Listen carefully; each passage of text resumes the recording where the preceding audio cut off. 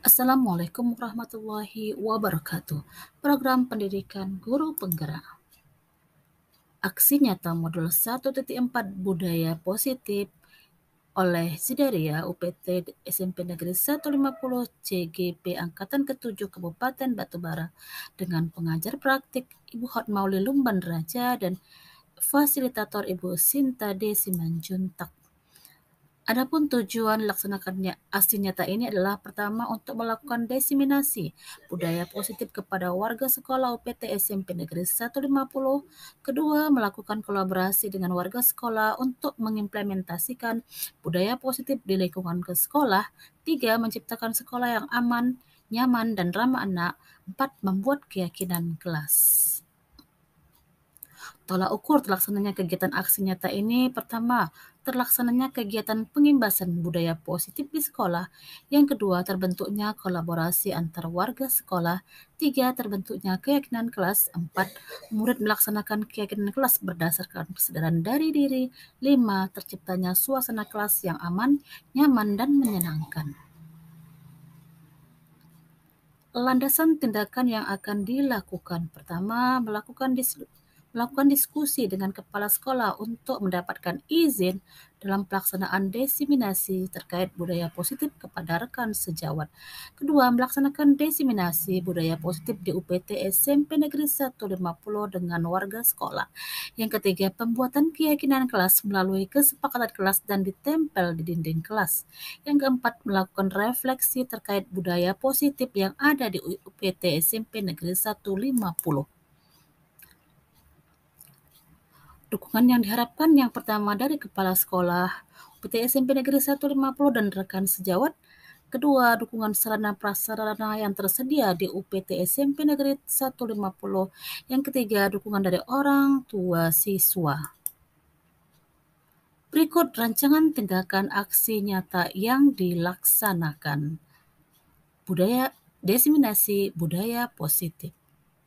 Selamat pagi menjelang siang, salam sejahtera untuk kita semua. Baik Bapak Ibu, ini adalah sebentar ya sebelum kita masuk kegiatan inti kita, yaitu kegiatan rapat. Sebentar saudara kita, teman sejawat kita yaitu Mr. Dadia akan menyampaikan hal yang menjadi kegiatan guru penggerak. Beliau akan menyampaikan sedikit berbagi ya hal-hal yang sudah beliau dapatkan dari kegiatan guru penggerak. Untuk itu marilah kita sama-sama untuk bisa melihat, memahami, bahkan boleh membantu beliau untuk kelancaran dari kegiatan yang sedang beliau ikuti. Sebelum kita masuk kegiatan, mari kita berdoa menurut agama dan kepercayaan kita masing-masing. Doa kita mulai.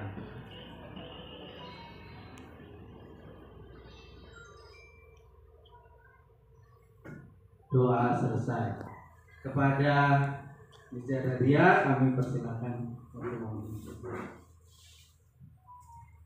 Terima kasih saya ucapkan kepada Bapak Moderator, Bapak Bonardo Lumban Raja yang telah memberikan saya waktu dan kesempatan. Assalamualaikum warahmatullahi wabarakatuh. Selamat siang Bapak Guru hebat di SMP Negeri 150. Salam dan bahagia. Ini adalah salam ketika Bapak Ibu Guru nantinya juga akan mengikuti program calon guru penggerak di Kabupaten Batubara. Bapak Ibu Guru hebat, sebelumnya saya ucapkan terima kasih kepada Ibu Kepala Sekolah, Ibu Dr. Anda Amonia Menen, yang telah memberikan saya kesempatan untuk melaksanakan diseminasi atas ilmu yang saya peroleh selama mengikuti pendidikan program guru penggerak untuk modul 1. Selanjutnya ucapan terima kasih saya juga kepada Bapak Ibu Guru yang sudi untuk meringankan langkah menghadiri kegiatan diseminasi ini.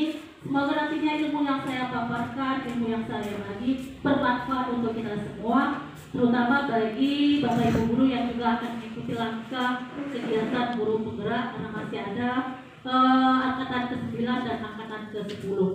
Bapak Ibu Guru hebat SMP Negeri 150. Adapun diseminasi materi yang akan saya paparkan terkait elaborasi pemahaman modul budaya positif untuk kegiatan program guru penggerak ini di modul 1.4. Adapun capaian umumnya, kami harus memaparkan tentang konsep modul budaya positif, yaitu perubahan paradigma belajar, disiplin positif, motivasi perilaku manusia, kebutuhan dasar, posisi kontrol, restitusi, maaf kalau salah ucap ya Ibu. Selanjutnya keyakinan kelas dan segitiga restitusi. Cukup banyak kalau terlihat. Bapak Ibu Guru SMP Negeri 150, program pendidikan guru penggerak saat ini untuk Kabupaten Batubara memasuki angkatan ke-7. Angkatan sebelumnya adalah angkatan ke-3 yang telah selesai dan telah mendapatkan sertifikat. Yang sedang berjalan saat ini adalah angkatan ke-7 yang terdiri atas 24 peserta Batubara. Dari Batubara 24 peserta dengan fasilitator yaitu Ibu Sinta Dameria Simanjuntak. Beliau adalah seorang dosen matematika. Selanjutnya dari 24 peserta tadi dibagi menjadi 4 kelompok. Setiap kelompok mendapat 1 orang tim pendamping pengajar praktik. Untuk kelompok saya yaitu Ibu Hotmauli Lumban Raja.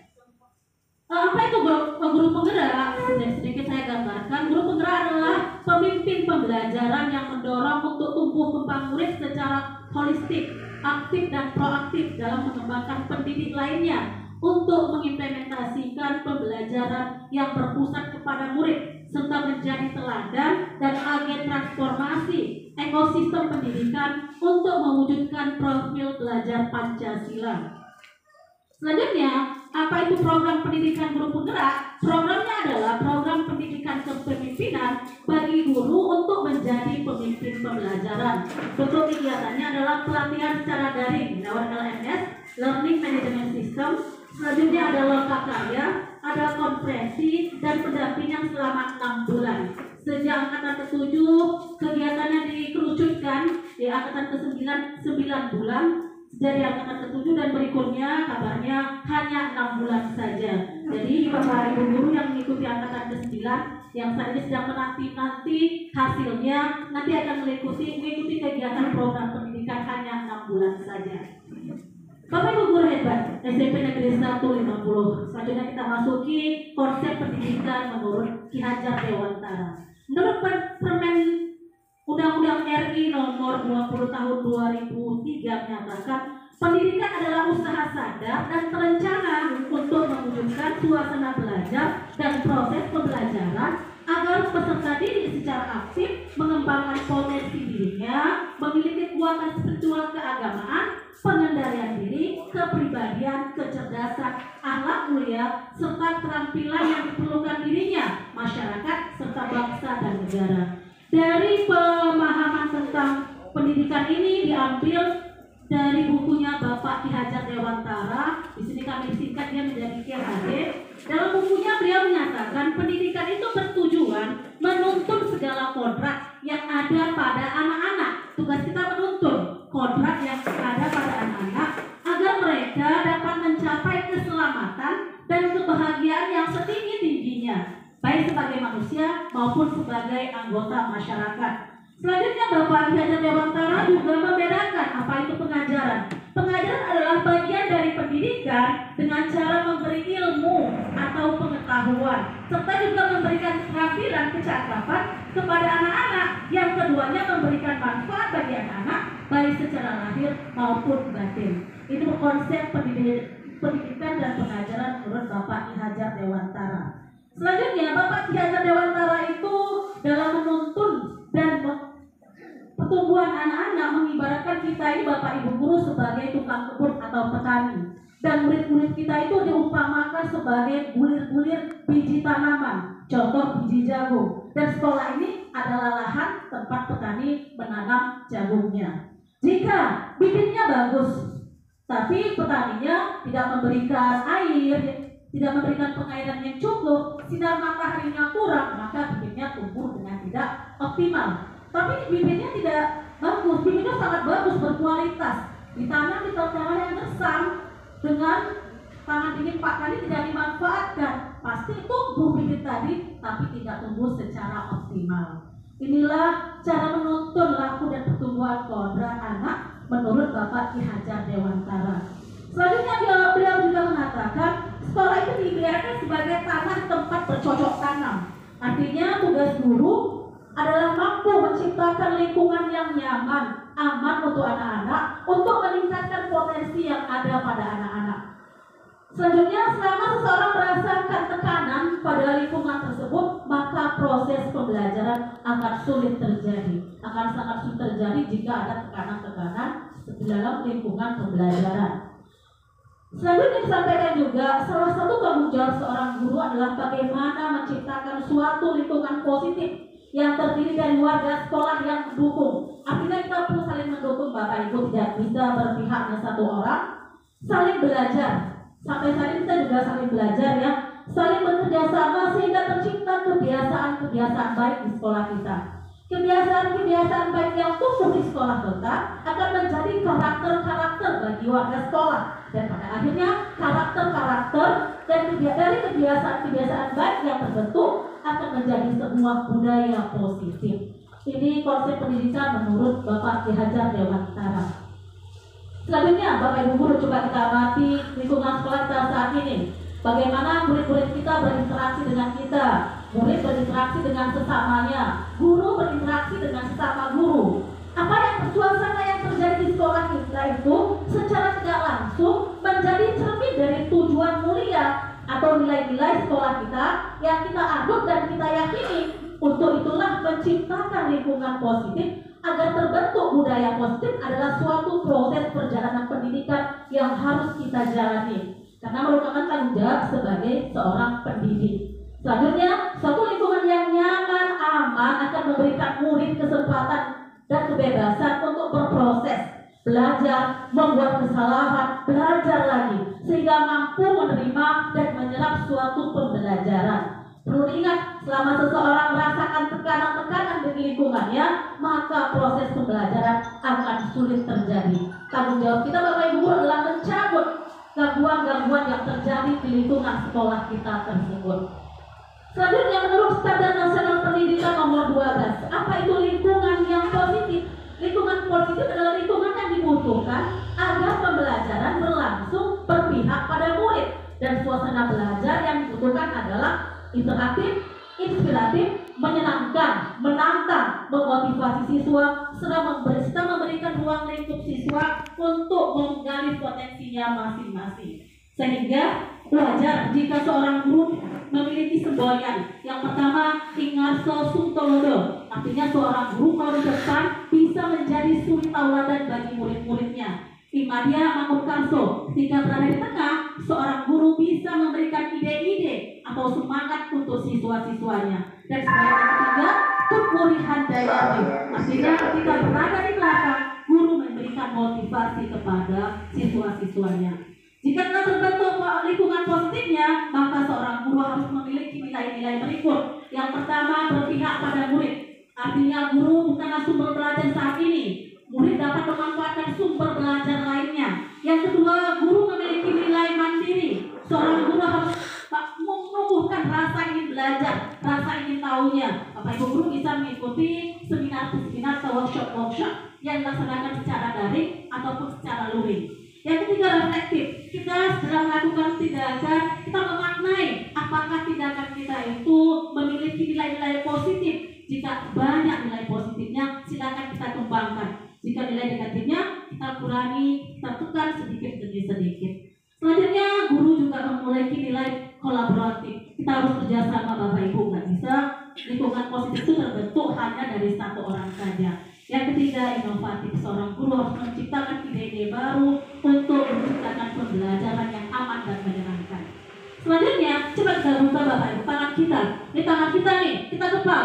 Seolah-olah di kepala kita ini ada barang yang sangat penting, untuk kehidupan kita.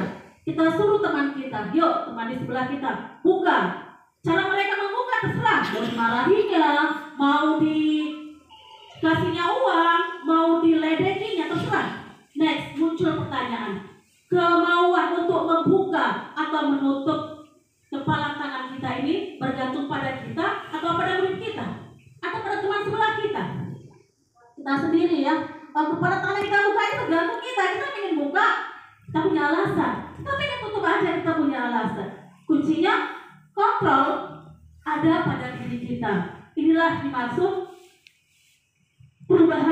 paradigma belajar. Dalam kontrol teori menurut Dr. William Geiser, beliau adalah seorang pendidik juga seorang psikiater, menyatakan bahwa ada beberapa miskonsepsi dalam kegiatan belajar, dalam proses pembelajaran. Miskonsepsinya apa? Yang pertama, ilusi guru itu mengontrol siswa itu nggak benar. Guru itu mengontrol siswa tidak benar, kata beliau. Alasannya kenapa? Pada dasarnya kita tidak dapat memaksa murid untuk berbuat sesuatu jika murid tersebut memilih tidak melakukannya. Jadi, teori kontrolnya menyatakan bahwa semua perilaku memiliki tujuan, bahkan terhadap perilaku yang tidak disukai. Yang kedua, ilusi, kata beliau, bahwa semua penguatan efek positif dan bermanfaat. Artinya, bujukan, rayuan adalah cara mempengaruhi siswa agar mengulangi suatu perilaku yang baik, adalah usaha mengontrol siswa tersebut. Salah, kata beliau. Itu tidak benar. Selanjutnya, apalagi? Ilusi bahwa kritik dan membuat orang merasa bersalah dapat menguatkan karakter. Terus dia, kamu tahu nggak gara-gara tingkah kamu nih, saya dimarahi ibu kepala sekolah. Muncullah rasa bersalah pada anak.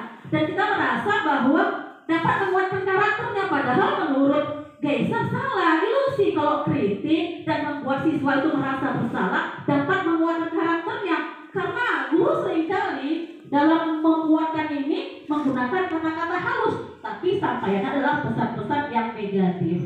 Selanjutnya, menurut Geiser juga, ilusi orang dewasa itu memiliki hak untuk memaksa. Kita merasa karena kita lebih dewasa nih, orang-orang tua, guru kita adalah orang dewasa, memiliki hak tanggung jawab untuk membuat murid-murid berbuat hal-hal tertentu, sehingga pada saat tertentu nantinya pada saat jangka waktu panjang kita sendiri akan menyadari bahwa hubungan yang kita bentuk dengan siswa adalah hubungan berbentuk permusuhan. Selanjutnya, bagaimana bisa merubah paradigma tadi, stimulus respon tadi, kepada pendekatan teori kontrol? Kata Stephen R. Covey dalam bukunya Principle Centered Leadership, jika kita ingin membuat kemajuan perlahan-lahan atau sedikit-sedikit, ubahlah sikap atau perilaku kita. Tapi kalau kita ingin memperbaiki cara utama kita, maka kita perlu mengubah kerangka acuan kita. Kita ubah paradigma kita ubah cara berpikir kita tentang manusia. Selanjutnya, dia buat bagian-bagian seperti ini, Bapak Ibu Guru. Ada stimulus respon, ada teori kontrol. Pada stimulus respon dikatakan kebutuhan kita itu sama. Pada teori kontrol dikatakan kebutuhan manusia itu berbeda. Yang kedua, pada stimulus respon dikatakan kita mencoba mengubah orang agar berpandangan sama dengan kita. Pada teori kontrol, kita berusaha memahami orang, kita pahami orang tentang dunia, tentang cara pandang dia terhadap dunia. Yang ketiga, perilaku buruk dilihat sebagai suatu kesalahan. Seringkali kita melihat perilaku buruk anak itu sebagai suatu kesalahan. Pada teori kontrol, semua perilaku manusia memiliki tujuan. Selanjutnya, ada pada stimulus respon dikatakan orang lain bisa mengontrol saya, tapi teori kontrol mengatakan hanya kita sendiri yang bisa mengontrol diri kita. Seperti tadi, mengepalkan tangan kita, hanya kita sendiri, kita mau buka atau kita mau tutup. Selanjutnya, pada stimulus respon dikatakan pemaksaan adalah bujukan yang gagal. Pada teori kontrol dikatakan adanya kolaborasi dan konsensus menciptakan pilihan-pilihan baru bagi anak. Selanjutnya, model berpikirnya menang kalah. Ya, kalau dia mau, kalau kau mau ya udah laksanakan, kalau nggak mau ya sudah. Tapi pada teori kontrol kita harus berpikir win-win, menang-menang. Dia pasti berubah. Gitu. Next, disiplin positif. Setelah kita menguasai tadi lingkungan positifnya, masuklah pada disiplin positif. Coba kita tanyakan pada diri kita sendiri, mengapa kita melakukan sesuatu? Apakah karena adanya motivasi dari lingkungan atau dorongan dari orang lain? Terkadang kita melakukan sesuatu untuk menghindari ketidaknyamanan. Ya Bapak Ibu, kita melakukan sesuatu karena menghindari ketidaknyamanan, atau melakukan sesuatu untuk dapat senyuman, atau kadang dapat hadiah. Ketika terlintas di benak kita kata disiplin, pasti yang melintas adalah tata tertib, teratur, kepatuhan pada aturan. Tapi ada seorang juga psikiater mengatakan disiplin itu adalah belajar. Disiplin itu diartikan sebagai belajar, atau disiplin itu sebagai murid, di mana seorang murid itu akan mengikuti suatu ajaran sehingga terbentuk motivasi intrinsik dari dalam dirinya, bukan motivasi ekstrinsik.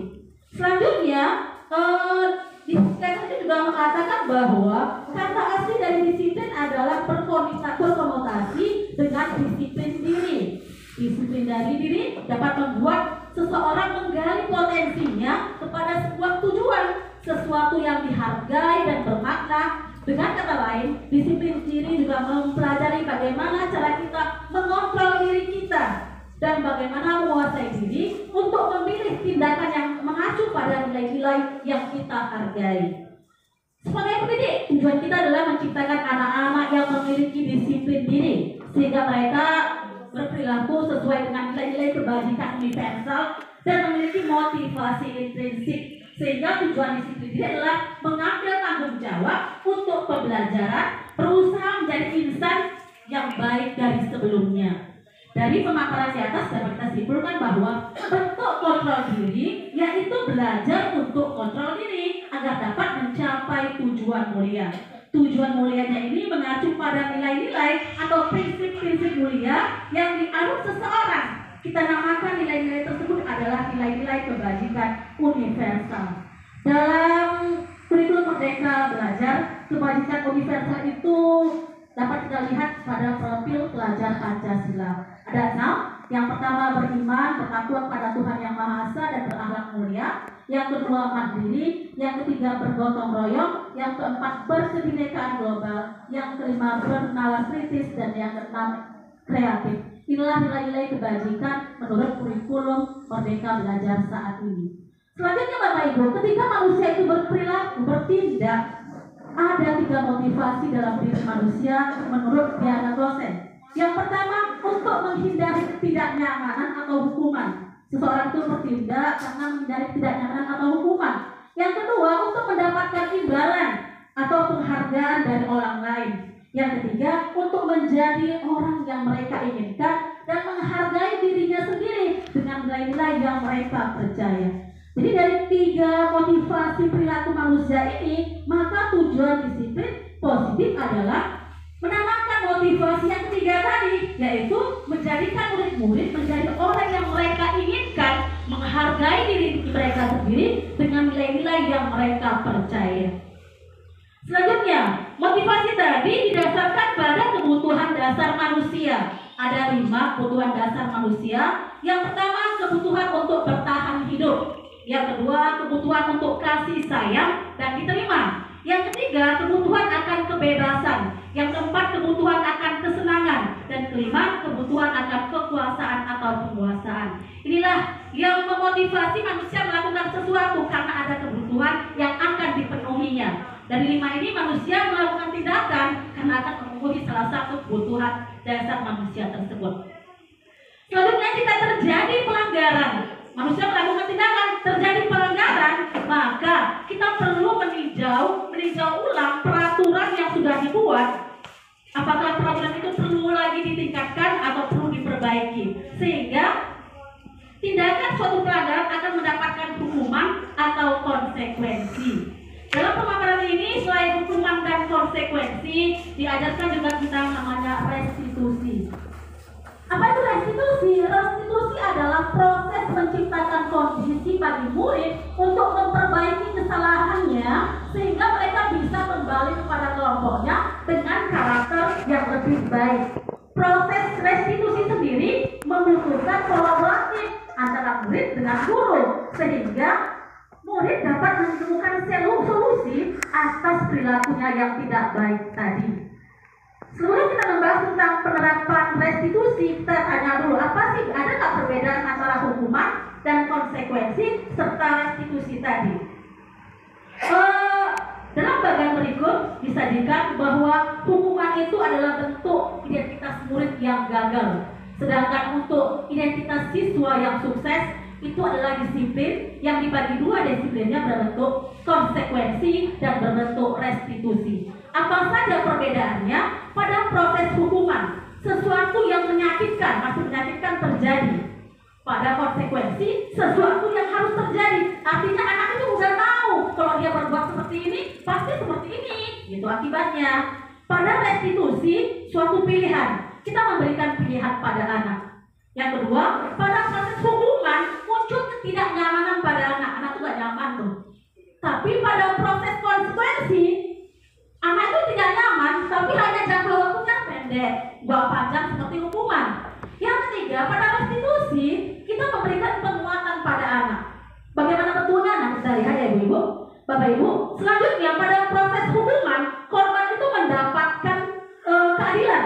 Kalau hukuman sih, korbannya mendapat keadilan, tapi pada saat konsekuensi yang kita laksanakan, korban itu merasa diabaikan, gak ada finalnya gitu. Next, pada restitusi, korban mendapatkan ganti. Ada pilihan lain terhadap masalah yang dilakukannya. Selanjutnya, pada proses hukuman, murid atau anak akan tersakiti, dia merasa sakit. Tapi pada konsekuensi, anak dibuat tidak nyaman. Hanya dibuat tidak nyaman, pada proses restitusi, anak diberikan penguatan. Selanjutnya, pada hukuman, proses hukuman, perilaku anak itu jadi pasif, ke agresif, meningkat. Karena muncul dendam, Bapak Ibu ya.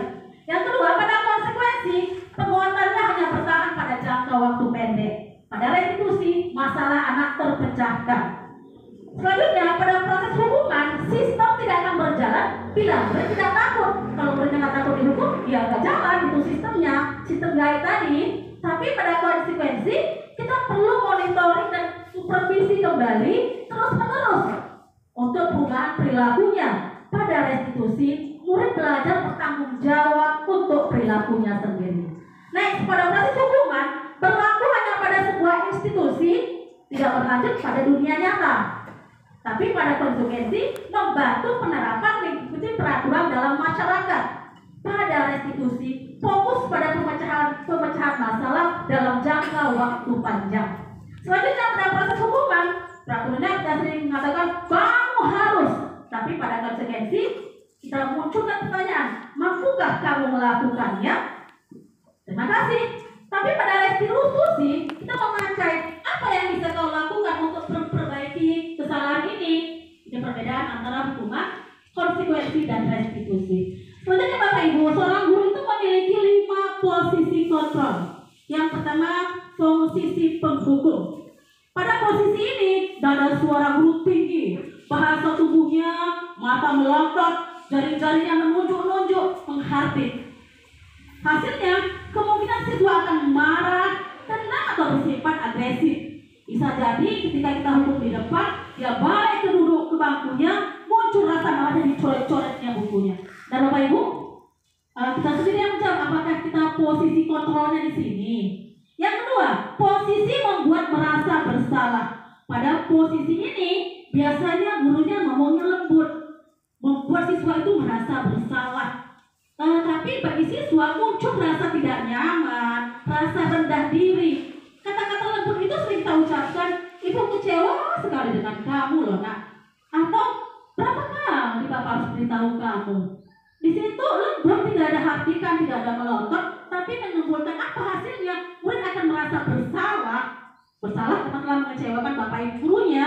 Murid akan merasa menjadi orang yang gagal. Gagal tidak sanggup membahagiakan orang lain. Kadang-kadang sikap ini berbahaya. Berbahaya di mana? Karena emosinya akan tertanam rapat di dalam diri murid karena dia menahan perasaannya. Murid-murid tiba-tiba nanti bisa pecah. Efeknya dia menyakiti dirinya atau menyakiti orang lain. Next, posisi yang ketiga, posisi teman. Di posisi teman ini, guru bertindak sebagai temannya murid, tidak menyakiti, mengontrol melalui sikap persuasif, bujukan. Posisi teman ini bisa negatif, bisa positif. Positif karena terjadilah hubungan baik antara guru dan murid. Biasanya bahasa kita sih yang kita bilang, ayo bantulah demi bapak ya. Next, hasil negatifnya, hal negatifnya, suatu saat ketika guru itu tidak membantu si anak, muncul pemberontakan dari diri si anak. Murid akan tergantung pada kita sebagai temannya. Hasilnya, hasil positif dia senang sih, siswanya senang, akrab sama kita. Tapi sayangnya dia mengandalkan kita untuk menyelesaikan masalahnya. Posisi yang kelima, guru adalah pemantau. Di sini biasanya kita beda ya. Saya pantau kamu, apakah ada perubahan atau tidak. Dan biasanya pemantau ini memberikan konsekuensi, ada jangka waktunya. Sehingga sebagai seorang pemantau, guru ini biasanya nanya gini, peraturannya apa? Tahu kamu kan? Terus apa yang telah kamu lakukan?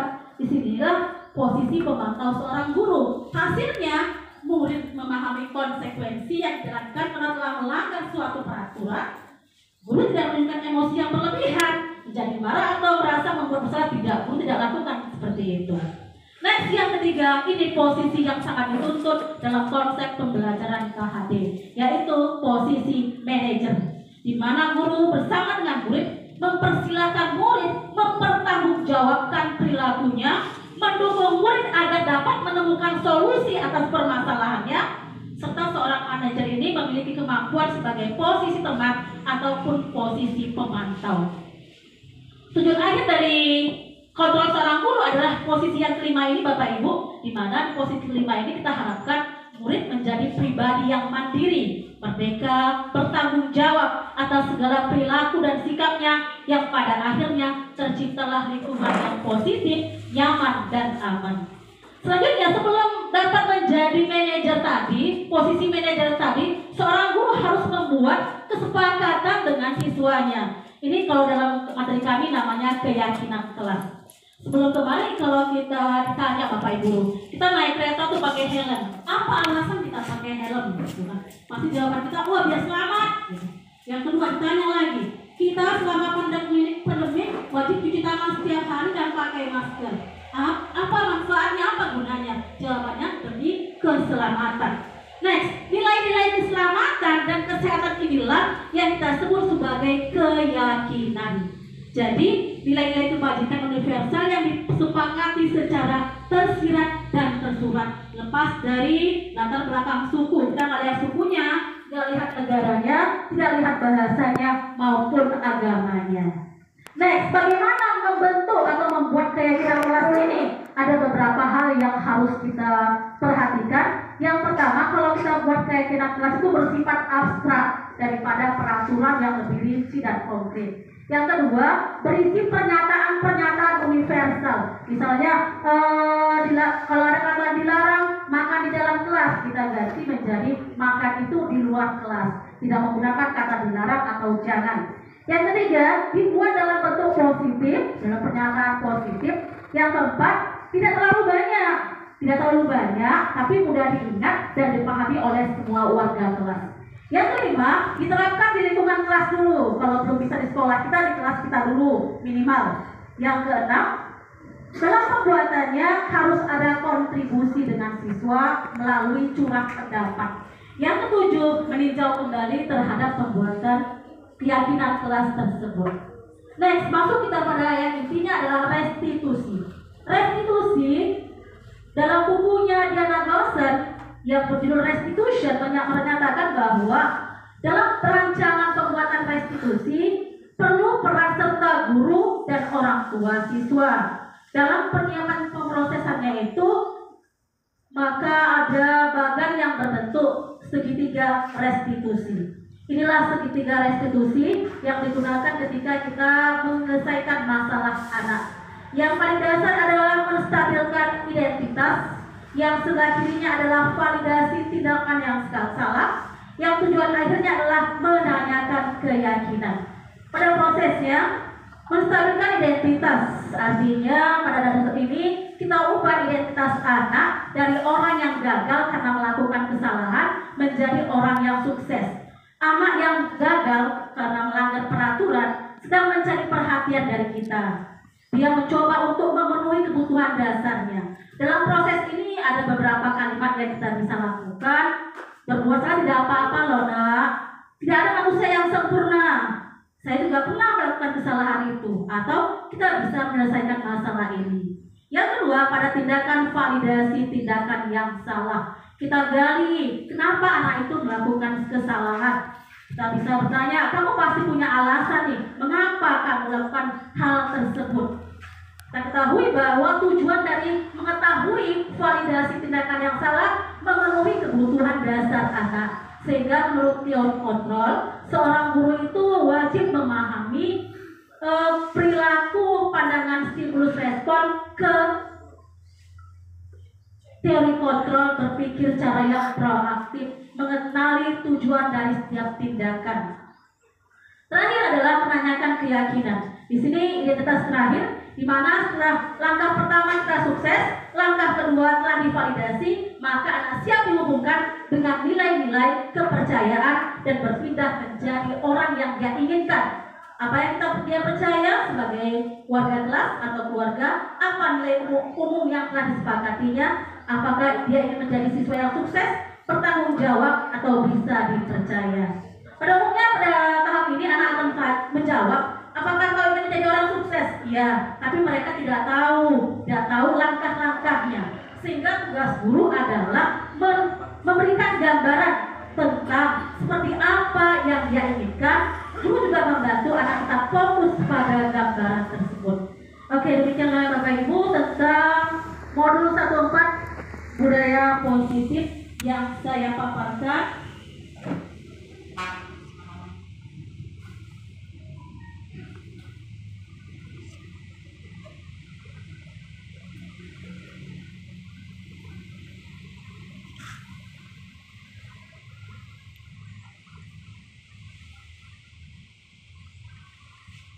Ini ada beberapa sebenarnya itu hanya tidak lama.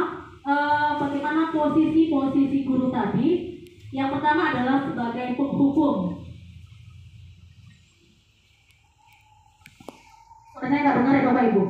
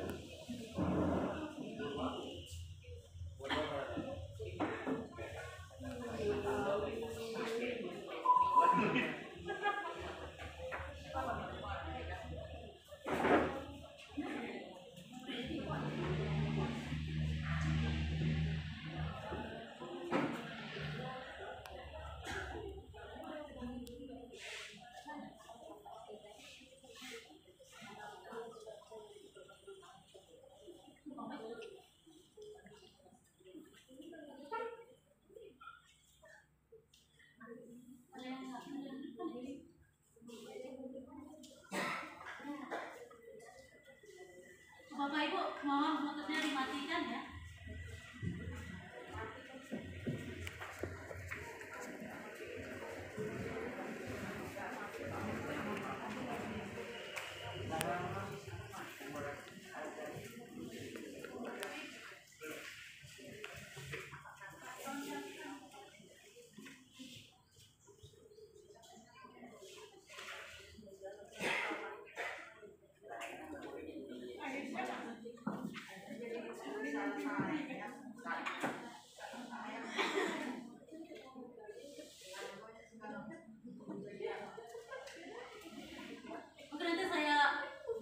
Nanti saya share di WA SMP Bapak Ibu Guru contoh-contoh guru sebagai pemegang, 1 penghukum, pembuat merasa bersalah, 3 sebagai teman, yang keempat sebagai apa tadi Bapak Ibu ya? Yang kelima tadi posisi manajer.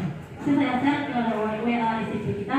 Demikianlah pemaparan yang wajib kami sampaikan untuk program pendidikan guru penggerak. Kami berharap adanya generasi-generasi berikut di program di angkatan ke-9 dan angkatan ke-10. Di angkatan ke-9 alhamdulillah ada Ibu Imaya Tantris yang saat ini sedang menunggu pengumumannya. Dan harap nantinya di angkatan ke-10 ada lagi Bapak Ibu Guru yang ikut, sehingga adalah nanti pemimpin-pemimpin pembelajaran dan harapan dari tujuan pendidikan nasional ini akan dapat terwujud. Demikian pemaparan dari saya, lebih dan kurang saya mohon dimaafkan. Wabillahi taufiq wal hidayah. Wassalamualaikum warahmatullahi wabarakatuh.